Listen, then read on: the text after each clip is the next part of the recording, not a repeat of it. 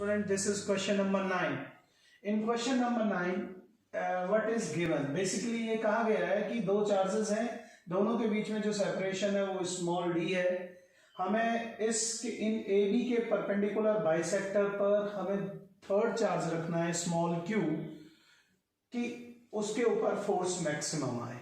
सबसे पहले हमें ये देखना होगा कि हमने दो ए और बी दोनों चार्जेस ले लिए, दोनों को सेपरेट कर लिया.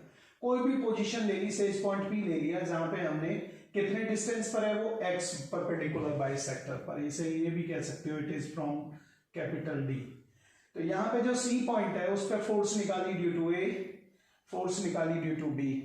दोनों एक फोर्स आ गई, force on C due to B, force on C due to A. आपको पता है फिर से वही सेम चार्जेस हैं, डिस्टेंस सेम है, तो ऑब्वियस है कि हमारे पास में जो फोर्स होंगी FCA और FCB वो सेम होंगी.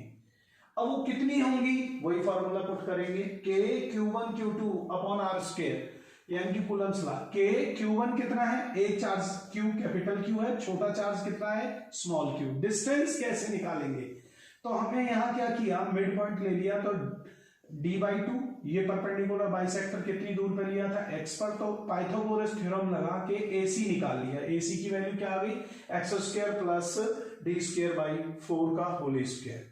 ये वैल्यू निकालने के बाद रिजल्टेंट फोर्स निकाली, बिकॉज पता है इसको जब रिजोल्व करेंगे इन दो फोर्सेस को, एक अपवर्ड डायरेक्शन में एक हॉरिजॉन्टल में, इधर का भी सेम वही होगा, दोनों कैंसिल हो जाएंगी. ये अपवर्ड में जो रिजल्टेंट आएगा 2f cos थीटा, f की वैल्यू पुट कर दी, cos थीटा क्या होगा, this cos theta will be base upon hypotenuse, base x है, हाइपोटेन्यूज ये, सॉल्व करके ये वैल्यू आ गई.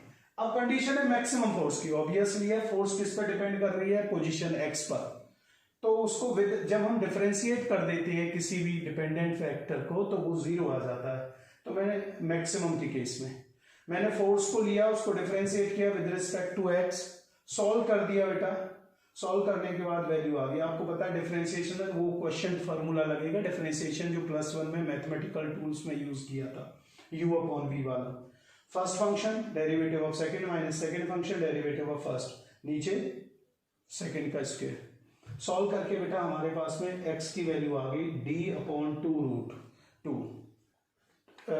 d upon 2 root 2. इस वैल्यू को हमने इक्वेशन नंबर 1 में पुट कर दिया, सॉल्व कर दिया, फिर से सॉल्व किया. सॉल्व करने पे वैल्यूज को पुट करके हमारे पास में लास्ट वैल्यू आ गई 4q upon 3 root 3 pi epsilon not d square. This is the answer of this question.